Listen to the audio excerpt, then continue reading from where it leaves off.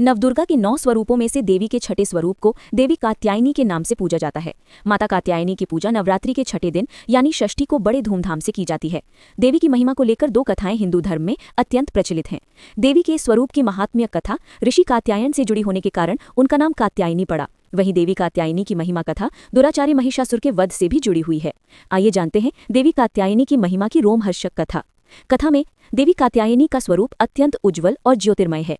इस स्वरूप में देवी की 4 भुजाएं हैं। इनमें से दाईं तरफ की ऊपर वाली भुजा अभय मुद्रा में है और नीचे वाली भुजा वर मुद्रा में। वहीं बाईं तरफ की निचली वाली भुजा में तलवार और ऊपर वाली भुजा में कमल का पुष्प सुसज्जित है।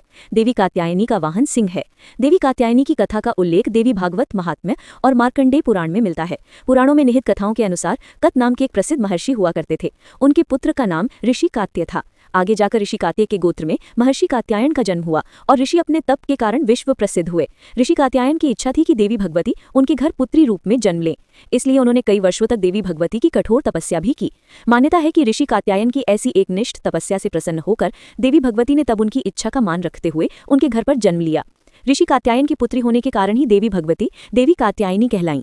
महर्षि कात्यायन ने बड़ी प्रेम से देवी कात्यायनी का पालन पोषण किया था। कुछ समय पश्चात पृथ्वी पर दुराचारी महिषासुर का उपद्रव सारी सीमाएं लांघ रहा था। महिषासुर को ये वरदान मिला हुआ था कि कोई भी पुरुष कभी उसे पराजित या उसका अंत नहीं कर पाएगा, इसलिए उसे किसी का डर नहीं था और देखते ही देखते उसने देवलोक पर भी अपना कब्जा कर लिया था।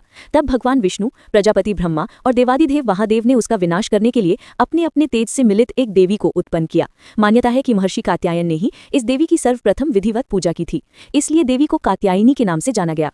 वहीं देवी कात्यायनी से जुड़ी एक अन्य पौराणिक कथा के अनुसार देवी की उत्पत्ति महर्षि कात्यायन के यहाँ आश्विन महीने की कृष्ण चतुर्दशी को हुई थी। इसके बाद महर्षि ने शुक्ल सप्तमी, अष्टमी और नवमी तक देवी की अपने आश्रम में विधिवत पूजा अर्चना की और दशमी को देवी के स्वरूप में महिषासुर का वध किया था। यही कारण है कि देवी के स्वरूप को देवी कात्यायनी के नाम से जाना गया था।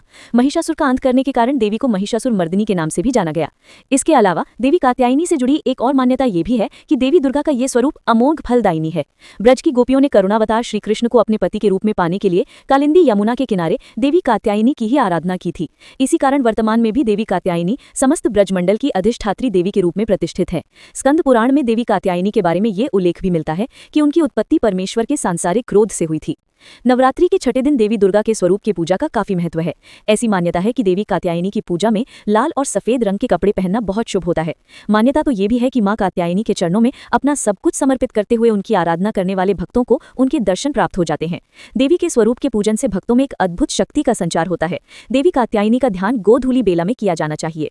देवी कात्यायनी की आराधना का मंत्र है ओम देवी कात्यायन्याय नमः।